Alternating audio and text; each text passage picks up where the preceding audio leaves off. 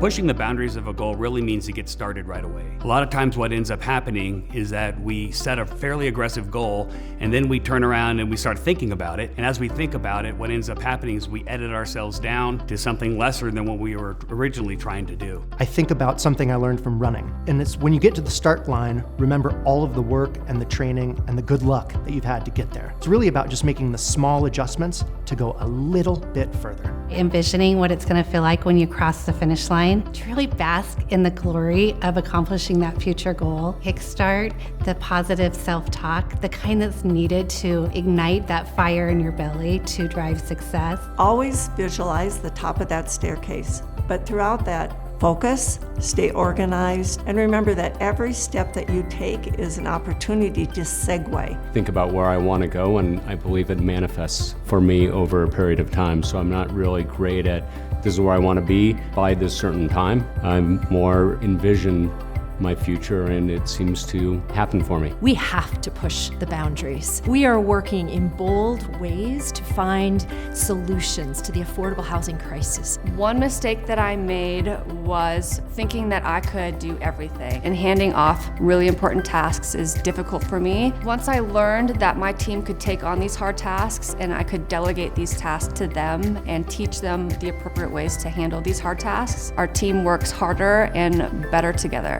Hiring for where I am in business and not where I want to be. The biggest mistake was probably 3 or 4 years ago. I was hiring where I was at, and it just meant I worked 15, 20-hour days. Now I hire for where I want to be 6 months, a year, 18 months from now. We tried to scale too quickly. Our kids are so unique and they have so many different strengths and challenges. When we tried to scale quickly, what happened is that we didn't give the best service for each one of our kids. So we had to slow down and create an individualized program for each one of our kids. I have made many mistakes in my career, and I've learned from every one of them, but the biggest thing that I've learned, show up the next day. I don't care if you make a mistake, I care about how you show up afterwards. And I don't stop and make sure I have at least enough information to make a good decision, and when I don't listen to my gut. Communication is so important for all leaders. It takes many ways of repetition, communication, and all kinds of venues of communication to get the word out. Our recipe for success is actually very simple. We have it posted in each one of our classrooms.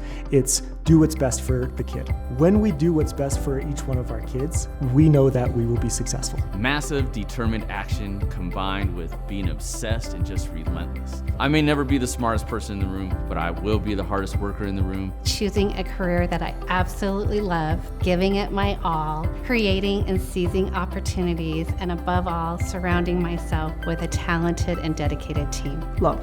I love my industry, I love my vendors, I love my products. My team is everything to me. They're what makes this company run. Not only leaning in and working harder when times are great, but leaning in especially when times are tough. Having a positive impact on my team and on the people that we serve. Coming in and setting the tone to inspire people, to work harder than anyone. We have obstacles that we face on a daily basis, but if we face them positively and learn and grow from them, then the sky's the limit. Everyone always says, don't take it personally, it's just business. My recipe for success is that I want to take it personally. It is personal. To me, when you're passionate about something, it's not just business. The person I most admire as a titan of industry is Jack Harker. Jack believed that eDesk is a dangerous place from which to view the world. As a result, he was on the floor and throughout his company every single day talking to every single employee. I try and embrace his spirit, his philosophy, and how he ran his business every single day. I'm really impressed with Sarah Blakely from Spanx. She's incredibly generous. She built her billion-dollar business, and now she shares her mentoring and her money with women all around the world to turn them into entrepreneurs. Mike Mann. I admire Mike for his authentic nature, the care that he shows for his team, and the credit that he gives them for his success.